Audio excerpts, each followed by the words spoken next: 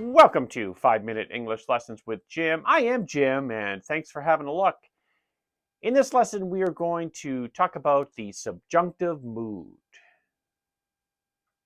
What is the subjunctive mood? Well, it is a verb form that is used to express wishes, suggestions, demands, and hypothetical or imaginary situations. There are two types of subjunctive verb forms, the present subjunctive and the past subjunctive. The present subjunctive form of the verb is the same as the base or infinitive form of the verb. For example, I suggest he be here on time uses the present subjunctive be, which is the same as the infinitive to be. Or, I insist she go to work early uses the present subjunctive go, which is the same as the infinitive to go.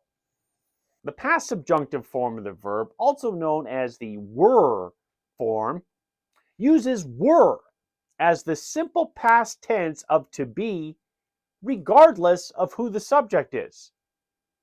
If I were rich, I would travel the world. If he were rich, he would travel the world.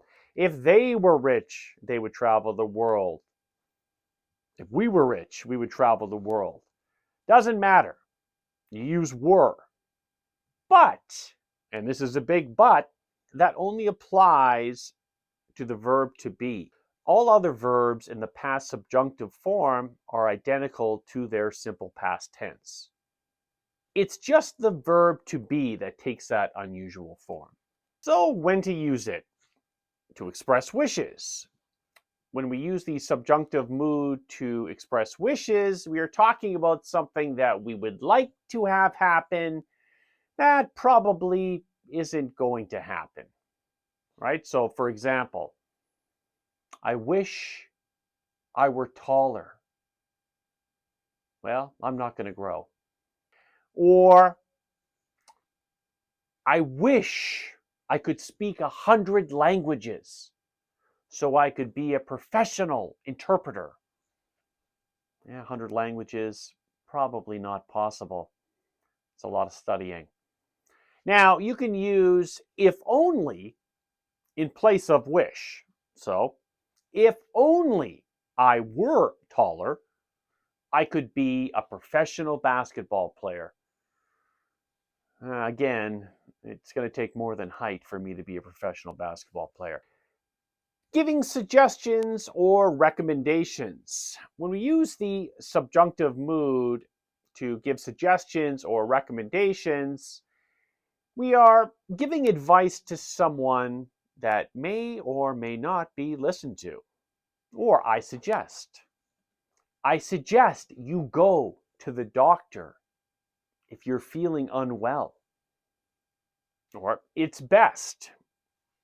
It's best that we don't discuss this matter in public.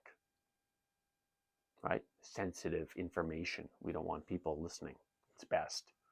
Or I recommend. I recommend you go to bed early if you want to wake up and feel refreshed.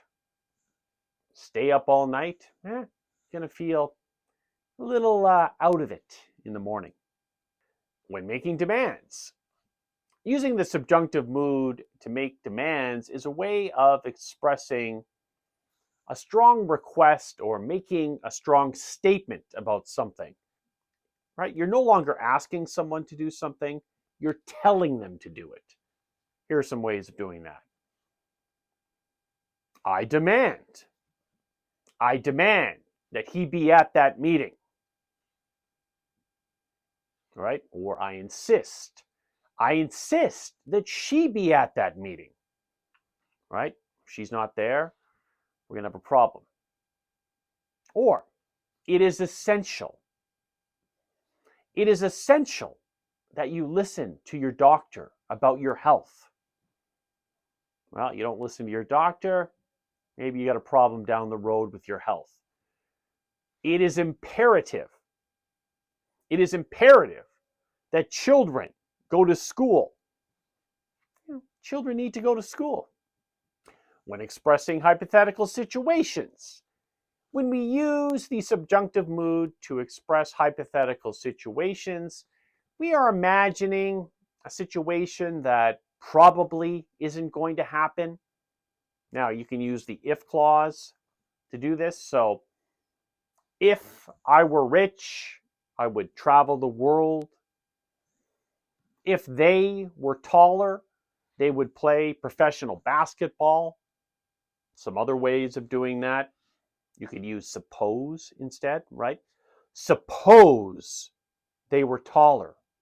They could play professional basketball.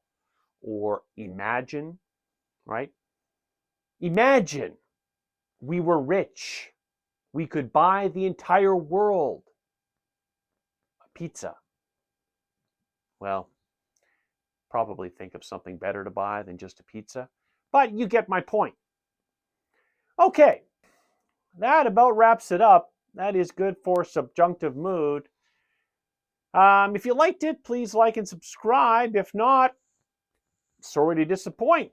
See you in the next lesson.